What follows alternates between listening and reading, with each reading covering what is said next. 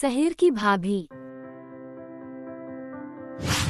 राजेश अपनी भाभी नीलम का लाडला था। नीलम भी राजेश को अपनी बेटी की तरह प्यार करती थी। राजेश, लखनऊ वाले मामा जी ने तुम्हारे लिए एक बहुत अच्छा रिश्ता बताया है। लड़की बहुत अच्छी है, अब तुम शादी कर लो। अरे नहीं भाभी, शादी तो बर्बादी है। भला तुम्हारे हाथों के खाने में जो स्वाद है वो किसी और के हाथों में कहाँ। मुझे अभी शादी नहीं करनी भाभी। राजेश की ना नुकुर करने के बावजूद घर वाले उसकी शादी करवा देते हैं, लेकिन फिर भी राजेश अपनी भाभी का पल्लू नहीं छोड़ता। वो अपनी पत्नी को बिल्कुल तवज्जो नहीं देता था। उसके लिए उसकी पत्नी सुधा का होना ना होना बराबर था। अरे राजेश, तुम अकेले बाहर जा रहे हो, सुधा को भी लेते जाओ। अरे क्या भाभी, हफ्ते में एक दिन तो छुट्टी मिलती है और आप वो भी खराब करना चाहती हैं। सुधा बाहर जाके क्या करेगी, वो घर में ही ठीक है। वैसे मुझे देर हो रही है भाभी, चलता हूँ मैं। राजेश की इस बेरुखी से सुधा हमेशा उदास रहती थी। फिर एक दिन नीलम इस विषय को लेकर अपने पति से चर्चा करती है। सुनिए जी, राजेश को कब अकल आएगी? वो तो सुधा की बिल्कुल कदर ही नहीं करता। अब आप ही बताइए, ऐसे कैसे चलेगा? तुम ठीक कहती हो, राजेश को सही रास्ते पर लाना ही पड़ेगा। चलो मैं तुम्हें एक उपाय बताता हूँ। फिर 2 दिन के बाद नीलम बाजार से खरीदारी करके घर लौटती है।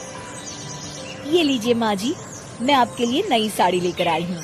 बबलू, ये तुम्हारे लिए। नीलम सबके लिए कुछ न कुछ लेकर आती है।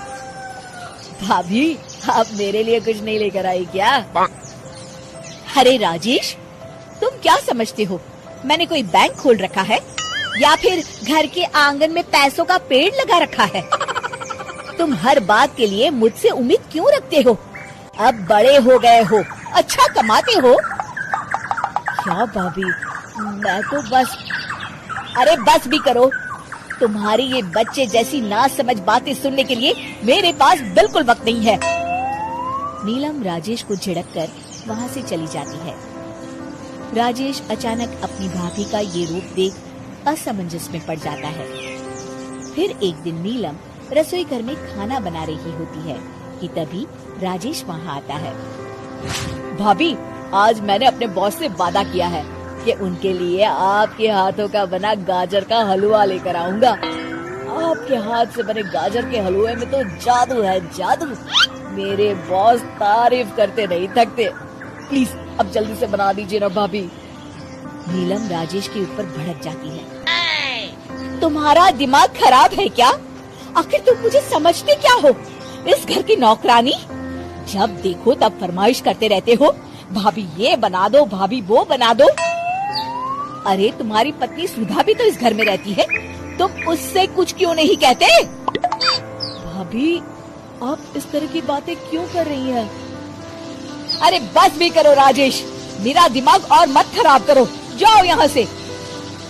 अपनी भाभी का इस तरह बेरुखी भरा बर्ताव देख राजेश को बड़ा बुरा लगता है और वो उदास होकर अपने कमरे में बैठ जाता है। तभी उसकी पत्नी सुधा वहाँ आती है।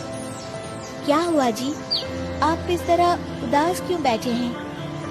राजेश अपनी पत्नी को सारी बात बताता है। राजेश की बात सुनकर सुधा मुस्कुराती कहती है, बस इतनी सी बात। चलिए जी, मैं आपके बॉस के लिए गाजर का हलवा बना देती हूँ। अरे छोड़ो, तुमसे नहीं हो पाएगा, रहने दो। आप तो बस देखते जाइए जी, अभी आती हूँ मैं। थोड़ी देर के बाद सुधा हलवा बना के राजेश को देती है। फिर राजेश अपने ऑफिस चला जाता है। शाम को जब राजेश घर आता है तो खुशी के मारे अपनी पत्नी सुधा को गले लगा लेता है। अरे वाह सुधा, तुमने तो कमाल कर दिया। सच में क्या स्वादिष्ट हलवा था। मेरे बॉस बहुत तारीफ कर रहे थे और इस हफ्ते घर आ रहे हैं तुम्हारे हाथों का खाना खाने। और इतना ही नहीं, उन्होंने मेरा प्रमोशन भी कर दिया है। सच?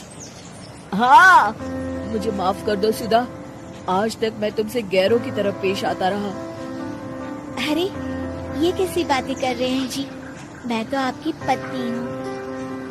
धीरे धीरे राजेश अपनी पत्नी के साथ पूरी तरह घुल मिल जाता है और अपना ज्यादातर समय सुधा के साथ बिताने लगता है और उसकी हर छोटी मोटी जरूरतों का ख्याल भी रखता है।